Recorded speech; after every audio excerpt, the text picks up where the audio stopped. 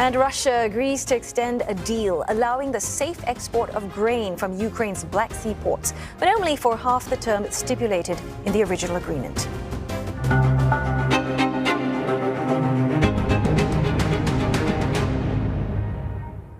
Staying on that Black Sea grain deal, Moscow says further extensions will depend on whether restrictions on its agricultural exports are eased.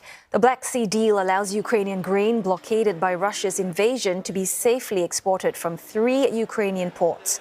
The UN, which helped broker the original pact, says informal consultations on the extension continue between several parties. However, in-person talks with Russia have ended. Stuart Smith tells us more from Moscow. Stuart, so Turkey is saying that talks with Russia about the Black Sea grain deal are still ongoing. So what sort of progress are we likely to see coming out from these talks? Yeah, so for the past few weeks, it's been Russia that's been the big concern. Will it agree to any kind of renewal? Because it is the one that has been complaining the deal does not match its interests in practice. And so this sounds like a win for Ukraine, Turkey and the United Nations, because Russia is finally saying publicly it is willing to extend, but only for 60 days. Now, that's a problem because the contract doesn't talk about there ever being an option for extending only by 60 days. So Kiev says that Russia's suggestion of halving that period violates the contract, and now it's not clear whether this is or is not a solution to whether this deal will be renewed. So Kiev has said it's going to leave that in the hands of the guarantors of the agreement, Turkey and the United Nations. It'll be up to them to decide whether Russia's suggestion of a 60-day renewal is allowed or not. The reason Russia says it only wants to go for 60 days rather than the 120 listed in the initial agreement is because it says that the agreement has not been working for it. Not that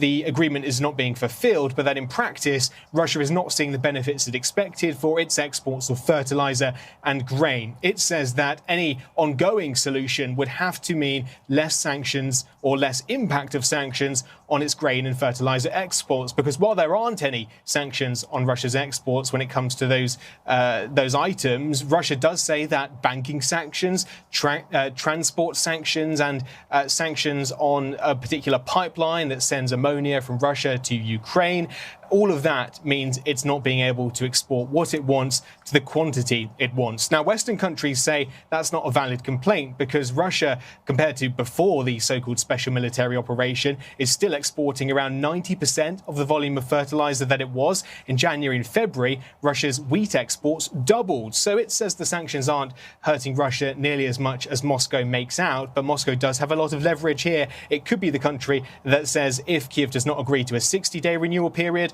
then it's simply going to pull out. And that would have major consequences for food prices and food deliveries around the world. So far, this deal has helped around 24 million tons of grain get from Ukraine and Russia to the rest of the world. It's mostly gone to developing countries, but the biggest recipients have actually been China, Turkey and Spain.